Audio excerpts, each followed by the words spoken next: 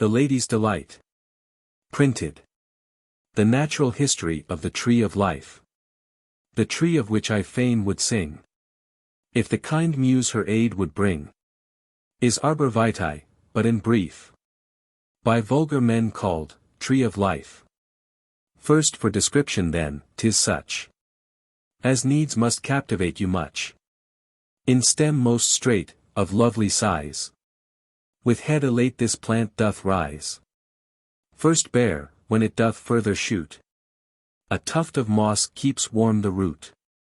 No Lapland muff has such a fur, no skin so soft has any cur. This touched, alone the heart can move, which ladies more than lapdogs love. From this erect springs up the stalk, no power can stop, or aught can balk. On top an apex crowns the tree, as all mankind may plainly see. So shines a filberd, when the shell, half gone, displays the ruby peel. Or like a cherry bright and gay, just reddening in the month of May. As other trees bear fruit at top, and they who rob them must climb up. This still more rare doth upward shoot, but at the bottom bears its fruit. And they who'd reap its virtues strong, need but to lay them all along. Ope wide their mouths, and they'll receive the fruit of life, and eat, and live. Not the fair tree that India bears, all over spice both head and ears, can boast more gifts than the great powers have granted to this tree of ours, that in good ale its power boasts. And ours has nutmegs fit for toasts, and bags by nature planted grow, to keep them from all winds that blow. The rise is slow, and by degrees, both fruits and tree itself increase. So slow, that 10 years scarce produce 6 inches good and fit for use. But 15 ripen well the fruit, and add a viscous balm into't. Then rubbed, drops tears as if 'twas grieved, which by a neighboring shrubs received. As men set tubs to catch the rain, so does this shrub its juice retain, which, 'cause it wears a colored robe, is justly called the flowering shrub. In every nation springs this tree, in some confined, in others more free. In England, 'tis of moderate size, and oft does 9 full inches rise. But Ireland, though in soil most poor, exceeds all lands in this fame store. And sent o'er hither, it is such as does exceed our own by much, and gets the owner many a farthing. For ladies love it in their garden, that it's a tree right sensitive, denies no honest man alive. Though, as one shrinks and will not stand, this rises at a lady's hand, and grows more strong the more 'tis strocked. As others fall when they are pocked, when nipping cold bites off our nose, and hoary frosts the morn disclose. In hotbeds only then 'twill live, and only when well warmed will thrive. But when warm summer does appear, 'twill stand all brunts in open air, though oft they're overcome with heat, and sink with nurture too replete. Then birchen twigs, if right applied, to back, forepart, or either side, support a while, and keep it up, though soon again the plant will droop. Mataw had one very untowardie, and thought to mend it with a cord, but killed the tree, yet gained his end, which makes th experiment condemned. Others have thought to mend the root, by taking from the tree its fruit. But in the nutmegs lies the breed, and when they're gone we lose the seed. Though virtuosi still have don't, and always found it yield a compt. For hay, gg, are then buys the wood, and of it makes us whistles good, which yearly from Italia sent. Here answers his and our intent. Others too curious will inoc ulate their plants on medlar's stock, i.e. as tongues in vulgar pass, they graft it on an open arse winky face. But gardeners, virtuosi, all say this is most unnatural. That soil is certainly the best, whence first it sprang, and first increased. In valleys hollow, soft, and warm, with hills to ward off every storm, where water salt runs trickling down, and tendrils lie o'er all the ground, such as the tree itself shoots forth. And better if be towardiest the north, when such a piece of ground you see, if in the midst a pit there be, there plant it deep unto the root, and never fear, you'll soon have fruit. Though, let young botanists beware of insects that oft harbor there, which 'mongst the tender fibers breed, and if not killed, eat up the seed. Good Humphrey Bowen gives another, as each man should assist his brother. That is, to take especial care, not to set Vulvaria near. Of them two sorts are frequent found. One helps, and t'other spoils the ground. And many a plant thriving and tall, destroyed by them, has got a fall. But Misson's taken this just napping, and against all things that can happen, both to the shrub and tree, has told some, how to make the deadliest wholesome. These venomous Vulvaria grow at Vauxhall and St. James's too. Nay, and about the trees so leap, that very few good plants can escape the names and virtues. Old Mother Dacier, in her notes on Homer, some hard Greek word quotes, calls it nep, I know not what, and says it is the very plant that the tawny queen to Helen sent, to cure her griefs at all event. Great Milton's Murdrere says it is the famed Macara Hercules, and proves from some old Grecian poet, so plain that all men sure must know it, that of this tree the club was made, with which he overcame, 'tis said, Thespius' daughters, all grown wild, and 50 mad women made mild, which very club, it makes one laugh, fully turned into a distaff. Nay, the Hesperian tree was this, as shew the Pulma veneris. These apples doubtless were the fruit, that, twixt the queens riced such dispute, to make them all stark naked stand, while Paris held it in his hand, and chucked it into Venus' mouth, 'cause she with beauty furred the youth. The virtues are of such great note, that 20 volumes might be wrote. The juice alone green sickness cures, and purges through all corporal pores. If any may be sick, or faint, of love, or father's close constraint, one spoonful of this cordial balm soon stops each grief, and every qualm.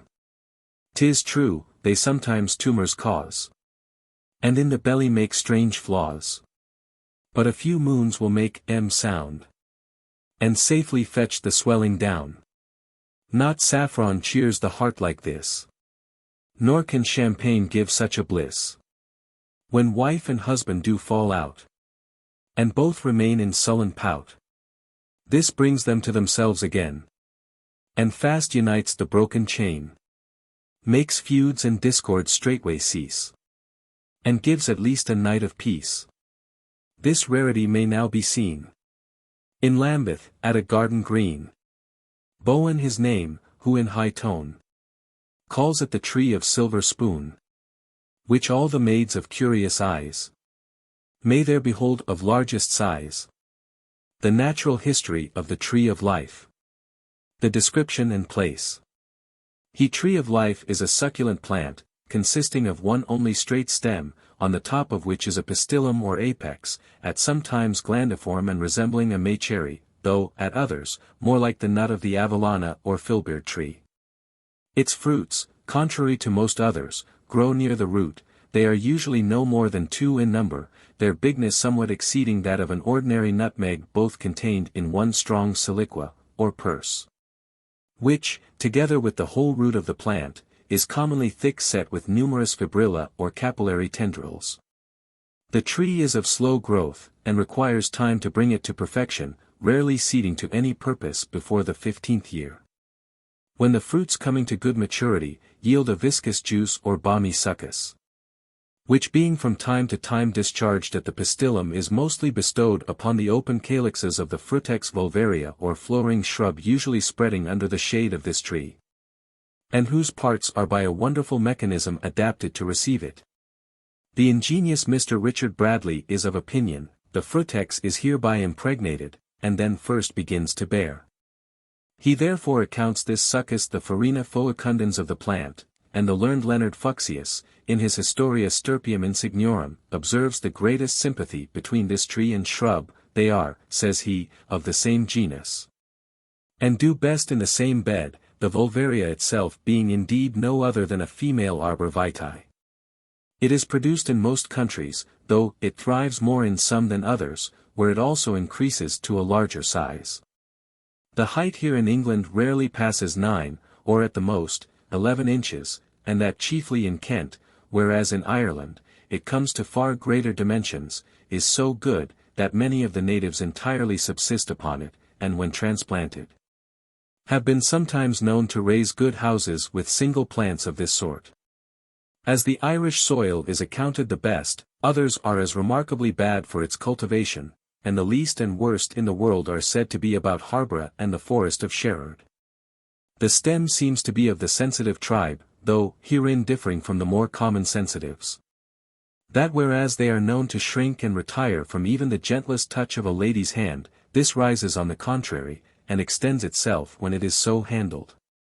In winter it is not easy to raise these trees without a hot bed. But in warmer weather they stand well in the open air.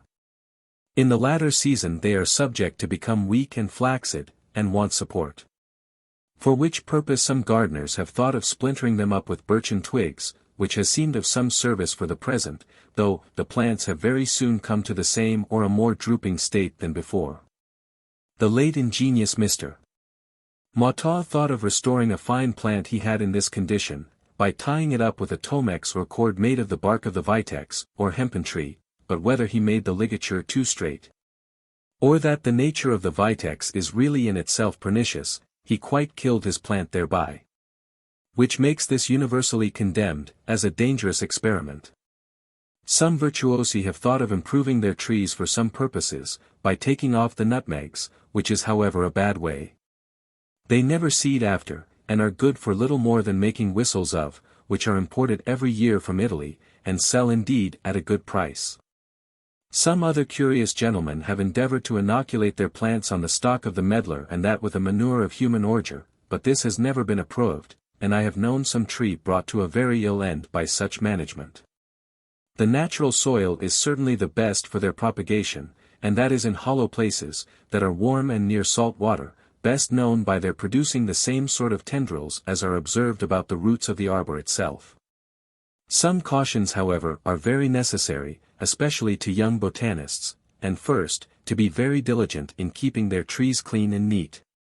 A pernicious sort of insect, not, unlike a morpion or cymex, being very subject to breed amongst the fibrilli, which, if not taken heed of, and timely destroyed, proves often a very dangerous consequence.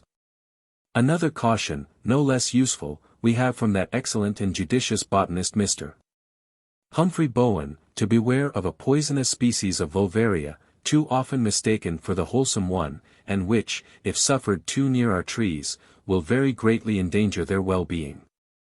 He tells us, in the 12th volume of his large abridgment of La Quintini, that before he had acquired his judgment and experience, some of his plants have often been sufferers through this mistake. And he has seen a tall thriving tree, by the contact, only of this venomous shrub, become porose, scabious, and covered with fungus excrescences not unlike the fruits of the Ficus sylvestris, in which case the succus also has lost both its color and virtue. And the tree itself has so much partaken of the nature of the venomous shrub that had hurt it, that itself has become venomous, and spread the poison through a whole plantation. These distempers of a tree of the greatest use and value, have employed the labors of the most eminent botanists and gardeners, to seek out remedies for them, in which, however, none have succeeded like the celebrated Dr. Misaubin, who from his profound knowledge in botany has composed a most elaborate work upon all the things that can happen, both to the arbor vitae and vulvaria also, there he has taught a certain cure for all these evils. And, what is most wonderful, has even found out a way of making the most venomous vulvaria itself wholesome, which he practices daily, to the satisfaction of all that apply to him. These venomous vulvaria are but too common in most gardens about London. There are many in St. James's Park, and more in the celebrated gardens at Vauxhall over the water. The names and virtues. Besides the common name of arbor vitae, a very learned philosopher and great divine would have it called, arbor scientiae boni in Mali. Believing, upon very good grounds, this is the tree which grew in the middle of the Garden of Eden, and whose fruits were so alluring to our first mother. Others would have it called the mandrake of Leah, persuaded it is the same whose juice made the before barren Rachel a joyful mother of children. The learned Madame Dacier in her notes upon Homer contends it should be called Nepenthes.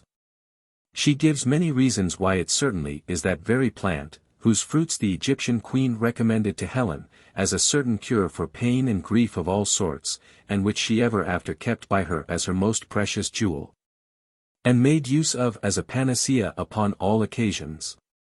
The great Dr.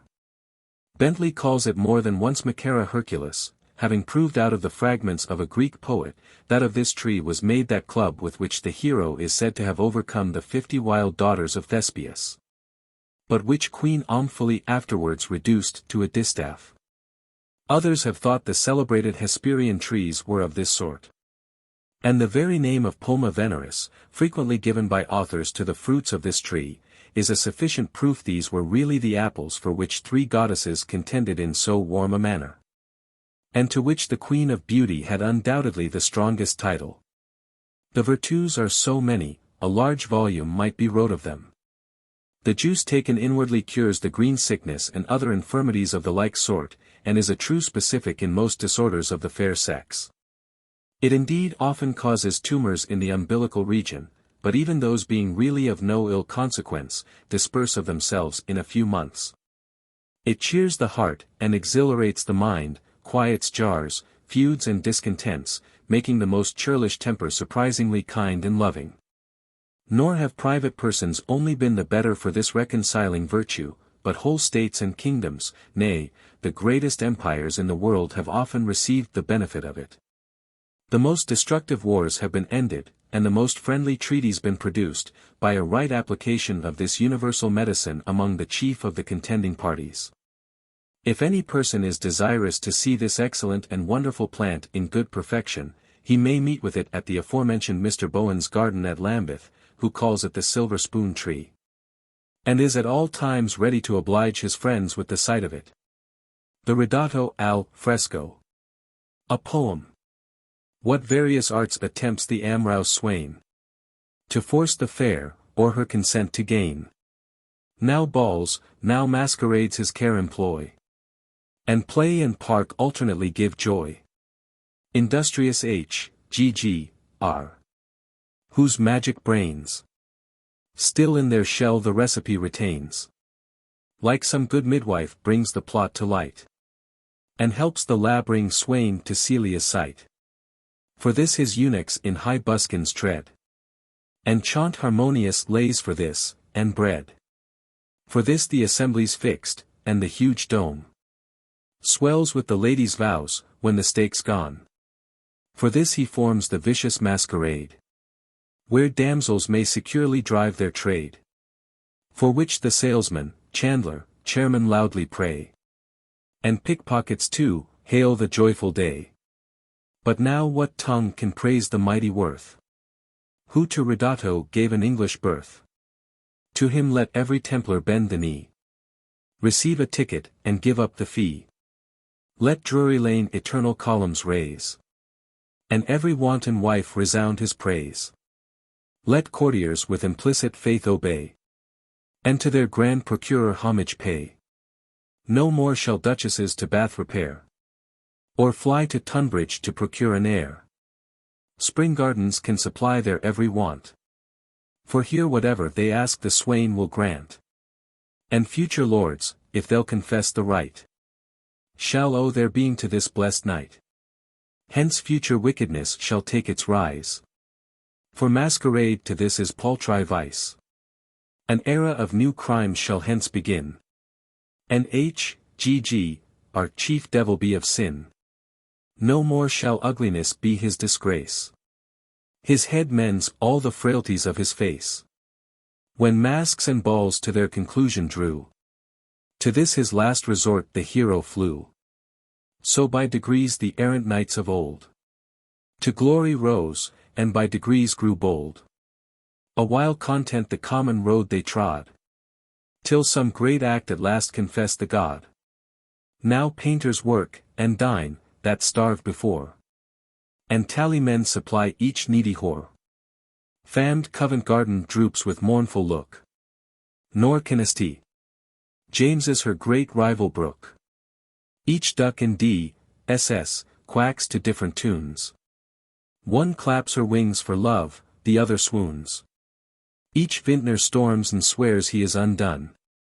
Volleys of oaths speak loud, the drawers moan. Porter who us to search for needful girls now sucks his fingers, or his apron twirls. Bemoans his loss of business, and with sighs in box imprisoned lays the useless dice. Spring Garden now alone does all invite. The cit, the wit, the rake, the fool, the knight. No lady, that can pawn her coat or gown, will rest, till she has laid the money down. Each clerk will to the joints his fingers work. And counsellors find out some modern quirk, to raise the guinea, and to see the grot. And, 'mongst the bells to slant it at Rydalt. Here seamstresses and maids together vie. And the spruce prentice shines in sword and tie. Bandied in lace the city dame appears. Her hair genteelly frizzled round her ears. Her gown with Tyrian dyes most richly stained. Glittering with orient pearl from orphans gained. My lord, to oblige his spouse, takes tickets 3. Cries, one's for you my love, and one for me. The third dispose as you shall best adjudge. Shew where you're pleased, and where you owe a grudge. Madam elate, thinks she'll be kind to Betty. To hide the slip she made with Spark ith City.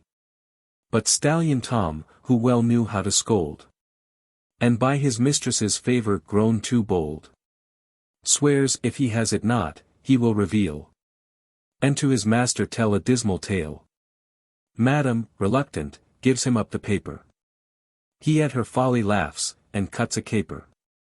Sylvia, a lady, kept by 20 beaux, who never yet could brook the marriage noose, by each a ticket offered, scorns 'em all, in hope some fool at last will victim fall, and kindly offer treat in ticket too, which to her charms she thinks most justly due. At last a brisk young Templar full of fire, whom writs with money, wine with love inspire, address the dame, she yields his glowing charms, and for a ticket flies into his arms. So every dapper fop and brawny rake will tickets to their lady's presence make. To sin, the only certain dedication, to every gentle mistress in the nation. From suburb whore, to ranting dame of fashion. For none so niece as to refuse the suit, but grasps the tree though 'tis forbidden fruit. Near where the Thames in pleasant windings runs, near where the famous glass house fiercely burns, which to the love of poor desponding swains, an emblem terrible, but just retains. Near where famed Vaux was to have fled, with lighted match, soon as he'd done the deed. Whence some pretend to say by second sight, that it foreshould the fate attends this night. 'Cause here the fair will many matches light. Spring gardens lie shaded with verdant trees, that nod their reverend heads at every breeze. Ambassadors like Turks hence send express, and ministers of state like devils dress. Should some wild Indian see the various scene, he'd swear all nations of the earth do here convene, and take for quite reverse this medley farce. Think Strumper's saints, or catsticked Beau Mars. But now the dancer's nimble feet go round, and with just measures beat the passive ground.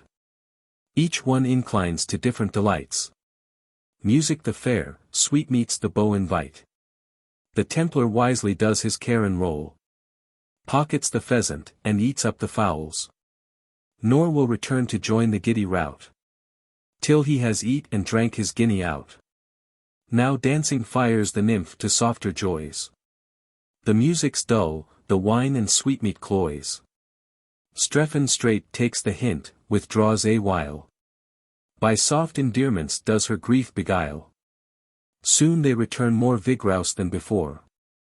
Do what they will, she cannot be a whore. For Mahomet may dream of heavenly stews, where virgin rose, soon as it's lost, renews, and shake with every breath of air serene, as trembling for the rapes they've daily seen. When if those past can shake their height profound, Redato sure will fell them to the ground. Here art to nature joined makes it complete, and pyramids and trees together meet. Statues amidst the thickest grove arise, and lofty columns towering to the skies. Then next an obelisk its shade displays, and rustic rockwork fills each empty space. Each joins to make it noble, and excels. Buffets for food, grottos for something else. But hark! The doors on jarring hinges turn. All enter in, and the blessed scene's begun. 1,000 lights their livid flames display, pour forth their blaze, and form a mimic day. Sudden a motley mixture fills the place, and footmen shine as lordly as his grace. To see the sad effect and power of change, ladies turned men, in breeches freely range. Young smooth-chinned beaux turn priests and friars, and nuns' chaste habits hide our country squires. Belles, beaux, and sharpers here together play, and wives throw their good spouses' wealth away. And when their cash runs low, and fate runs cross, they then cornuta to retrieve their loss. Dice and intrigue so mutually are blended, that one begins as soon as t'other's ended. A city heiress blooming, rich, and fair, picks up the cards and counters with great care. Against her fate a smooth young baron. Wit he had none, beauty he had his share on. A soft clear skin, a dapper neck and waist, in all things suited to the modern taste. And most polite, like all our modish brood. That is, a very fool, who's very lewd. He ogles miss, she squints, and turns aside. Nor can her mask her rising blushes hide. At last, as bargains here are quickly made, she yields to be caressed, though still afraid. She cries, a private room's for them most fit. For reputation is the glory of a cit. This only is the place, where in a trice, some angel steals the wounds of friendly vice. The nymph finds a relief for all her pains, and the lost maidenhead's restored again. But who is he in bower close confined? With a kind fair tea unbend his troubled mind. Sure by his air, his beauty, and his grace, it Phoebus is, or some of heavenly race. A petty courtier, of small estate and sense, stood hearkening by, and cried it was the P.C.E. Your pardon, sir, I knew it not before, for my mistake depended on his whore. One had Latona to their Hazel, R. Next to the grotto let us bend our eye. The grotto, patron of iniquity. Speak O ye trees with kind refreshing shade. How many whores have at your roots been made? Alas! How small the number to what now? This one, this happy night, alone will shew. So many, that each conscious dryad flees, lest she too should be ravished through the trees. Next rattling dice invite th attentive ear. Lords loudly laugh, as loud the bullies swear. The country knight oth shire sells his estate, and here with heart intrepid meets his fate. So they withdrew to quench their glowing flame, and to preserve the honor of her name. For oh! Sad fate as they ascend the stairs. At the room door her good mamma appears. Soon as she spies her child with looks demure, she charges her to keep her vessel pure. Miss pertly answers to avoid her doom. Mamma, whose hat and wig is in the room? The good old dame yields at the just reproach. Cries, well my dear, don't take too much. Thus various joys soon waste the fleeting night, and sleep and lust the crowd to bed invite. Some in their truckle beds to snore all day, others in gambols with their whes to play. The dunghill trapes, tricked up like virtuous trull. If by good chance, she gets a dupe or cull, on tallyman intrudes 12 hours more, and for a clean shift presumes to run a score. Sages may say, that arts and science fail, and ignorance and folly have weight down the scale. In England they have given new arts a rise, and what in science wants, increase in vice. And to be great as angels when they fell, if not exceed, at least they equal hell. Finis